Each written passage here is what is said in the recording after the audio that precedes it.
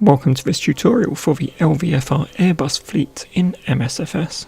Although we're using the A321 for this demo flight, these procedures will also work in the A318, 19, 20 and A330 as they all use the same fly-by-wire systems. This tutorial is from a runway start with engines on. Let's head over to the world map. So all the LVFR airplanes support the MSFS world map, so you can plan your flight in the world map and that will automatically feed through to the airplane and the Sims ATC. Okay, so on the flight deck, first we'll head down to the FMC, the flight plan page, where we can see that our world map flight plan has been correctly pre-populated.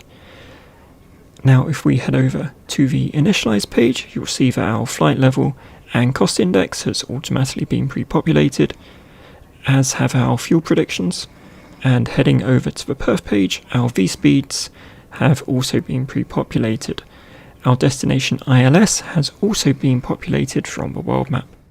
Before we configure the autopilot panel, I'm just going to increase the ND range slightly so I know where I'm going. Now on the autopilot panel, we can see that speed and heading are already in managed mode. I'm going to dial in our cruising altitude of 26,000 here and push the altitude dial in to activate managed mode. We've just got one item to clear out in the pre-takeoff checklist, which are the signs. So on the overhead panel, those are your seatbelts and no smoking signs.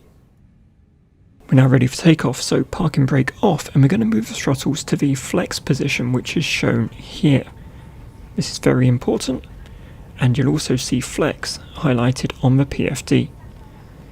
As we rotate, we're just going to follow the flight director manually for a little bit, and around 400 feet we can activate the autopilot, and I'll also bring the landing gear up. On the PFD, you'll see lever climb flashing after a short period. At this point you move the throttle to the climb position as shown here. You'll then see throttle climb annunciator appear on the PFD. As the airplane continues to accelerate, as the speed reaches the red speed tape, you can retract the flaps. The airplane will now climb to its cruising altitude while following your flight plan. Once the airplane is at the cruise altitude, as signified by a blue up arrow on the ND, it will level off and you'll see an altitude cruise annunciator appear on the PFD.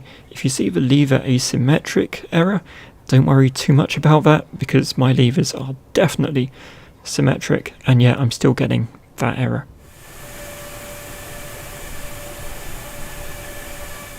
So while we're at cruise, we're going to do some preparation for our descent. Going to flick the auto brake over to medium. On the autopilot panel, I'm going to dial in an altitude that's 2,000 feet above our destination airport's elevation. This will allow the plane to automatically descend at its top of descent later on. On the FMC, if we head over to the perf pages and then flick through to approach, you'll see we need to insert some weather data for our destination. If we go over to the EFB and we enter the destination airport code here, the EFB will fetch the weather for our destination. We can now head over to the FMC and insert the values we see here. So the temperature was 14 degrees, QNH was 1008, the winds were 13 knots at 240 degrees. With those all inserted, I'm also going to insert a decision height. I want to decide whether I'm going to land at 150 feet off the ground.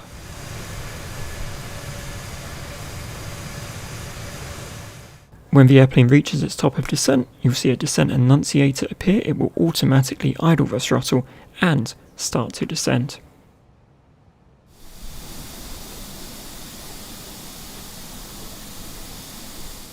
Just before the airplane makes its final couple of turns towards the runway, you can start to apply flaps. As you apply flaps, the airplane will automatically decelerate to its approach speed.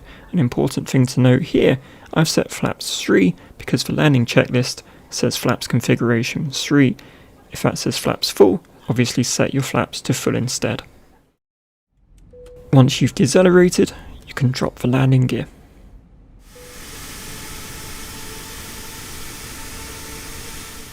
Now just before the airplane turns onto final, as we see here, press LS and the destination ILS information will appear. Also activate approach mode. Shortly afterwards you'll see a localizer annunciator appear. The airplane will now turn to face the destination runway. During the final approach phase, you can expect the airplane to reach its bottom of descent and level off. As the airplane crosses the glide slope, you'll see a glide slope annunciator appear on the PFD, and the airplane will start to descend on the glide slope towards the runway.